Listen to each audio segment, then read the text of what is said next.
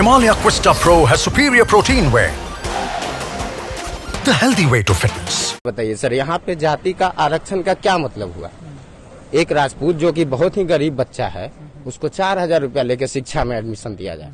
एक चमार का बच्चा जो कि उसके पिताजी बहुत ही सरकारी नौकरी है, बड़े बाबू हैं, 80,000 वेतन मिलता है, उसको 1,000 में एडमिशन हो जा रहा है। तो इसमें संशोधन बिल्कुल होना अनिवार्य है सर। बिहार में जातीय आधारित जनगणना यानी जातीय जनगणना की शुरुआत हो गई है। अभी मकानों में नंबरीकरण किया जा रहा है और 1 अप्रैल से घर घर जाकर सरकार पूछेगी कि आपकी जाति क्या है। हमारे साथ पटना में कई लोग हैं, हम इनसे जानते हैं कि आखिर जो जातीय आधारित जनगणना यानी जातीय जनगणना हो रही है उससे कितना फायदा होगा हम लोगों को। जहाँ तक की बात है जातीय जनगणना की, तो जातीय जनगणना हो रही है, अच्छी बात है।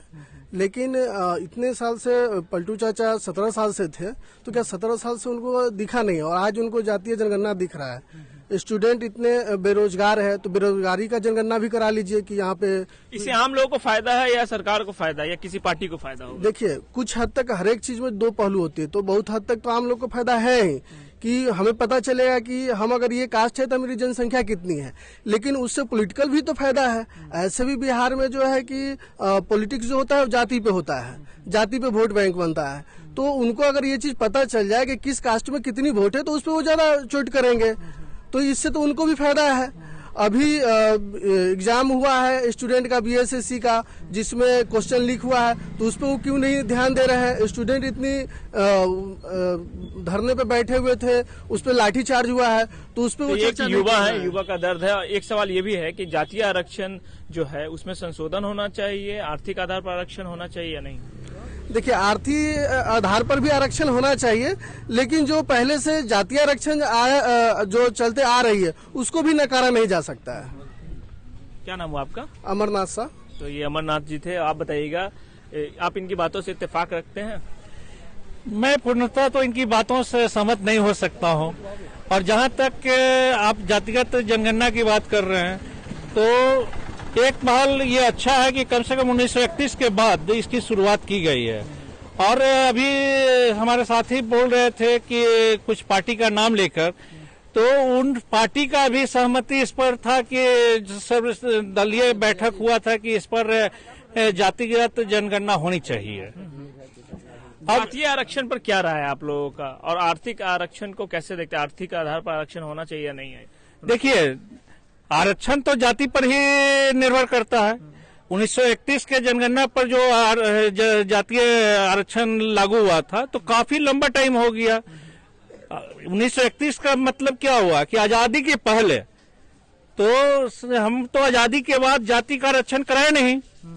अगर 1931 की बात कर रहे हैं तो ये हमारे लिए एक नया सोच है और ये एक सार्थक पहल है और इसका हम स्वागत करते हैं। क्या नाम हुआ आपका? डॉक्टर गोपाल प्रसाद। आप बताइएगा, आपका क्या नाम हुआ? संजय यादव। जो जातीय आरक्षण हो रहा है, क्या इससे आम आदमी को फायदा है या किसी पॉलिटिकल पार्टी या सरकार को? आम आदमी के सबसे पहले तो स्पष्ट हो जाएगा कि हमारी कितना संख्या है, किस या ज्यादा हो या अन्य कोई जाति हो, उनको समझ में आ जाएगा कि हमारा संख्या कितना है। और जब उनको समझ में आ जाएगा तो उनको उसी हिसाब से वो अपने आप को हर मांग के लिए लड़ाई लड़ेंगे। वर्चस्व भी कायम होने का डर है? ना, वर्चस्व कायम नहीं होगा, क्योंकि पहले भी हो चुका है। और उसी के आधार पर आज भी बिहार में पहला बार देश का पहला बिहार राज्य है जहाँ इस तरह की गणना हो रहा है।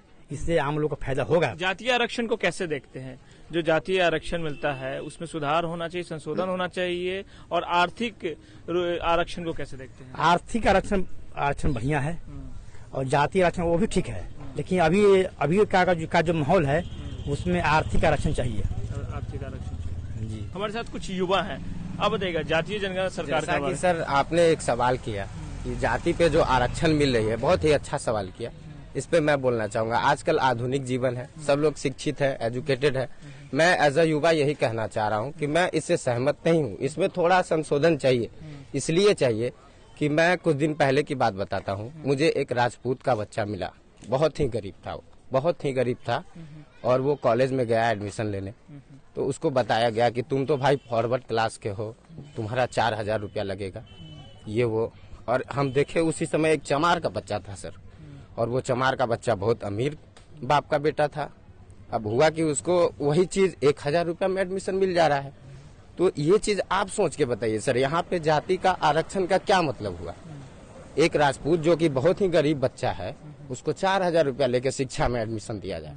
एक चमार का बच्चा जो कि उसके पिताजी बहुत ही सरकारी नौकरी है, बड़े बाबू हैं, 80,000 वेतन मिलता है, उसको 1000 में एडमिशन हो जा रहा है। तो इसमें संशोधन बिल्कुल होना अनिवार्य है सर मेरे अनुसार। जातीय आरक्षण को कैसे देखते हैं? बिल्कुल जातीय आरक्षण जो है मेरे नजर में ठीक है, अच्छी चीज है, लेकिन इसमें संशोधन चाहिए, बिल्कुल बदलाव जातीय चाहिए। जनगणना सरकार करा रही है, क्या उससे आम लोगों को फायदा है?